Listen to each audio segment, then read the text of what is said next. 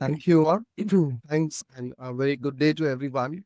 I'm joining you all from India, and I'll probably take next few minutes to share my life journey with you. Hopefully, a few takeaways that you might also find useful. When I was born, few years after that, my father retired. It was a typical middle class Indian household. My mother had a very good position in the south of India at Kendriya Vidyalaya, one of the wonderful institutions for teaching. But she had to leave that and come to Mumbai and restart at a relatively unknown place. So the funds were really limited. But one thing that my father had was he was a very gifted man.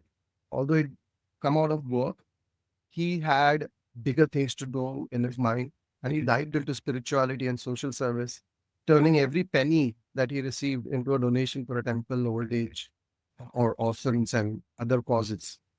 Word spread, and scores of people would flood my place to meet him and take counsel for solutions to their problems. Fast forward a few years into 1997, we were still at the same place, very small one bedroom house kitchen in Mumbai. I had to give my board exams of the 10th and the 12th, locking myself up and studying in my toilet, which was nothing but a 2 by 3 feet square feet space, because there were people in every room in my house, and there was so much noise. That's the only space I got to really focus and study.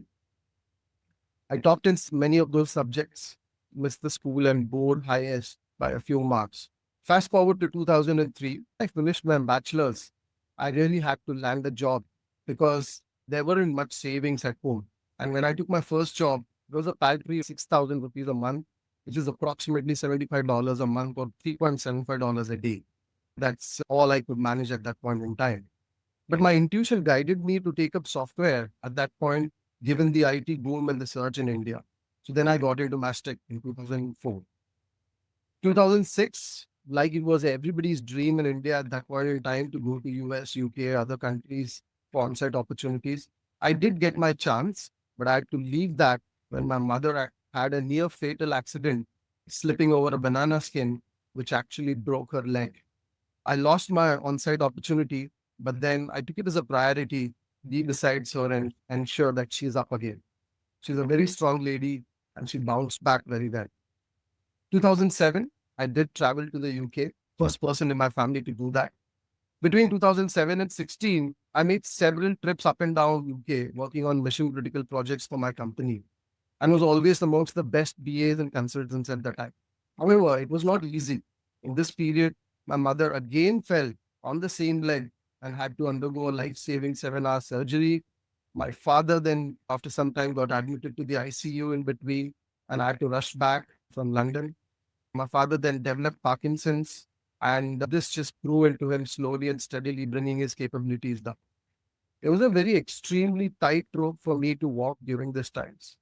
Many times I would ration my house for more than 3 months worth of groceries so that they didn't have to step out of the house while I was away.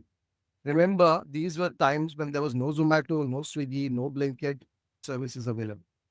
So with so many disruptions happening in my personal life, I decided that at least I need to have stability in one end, and so decided that I would continue in the same workplace to steady my ship and manage the ups and downs at home single-handedly.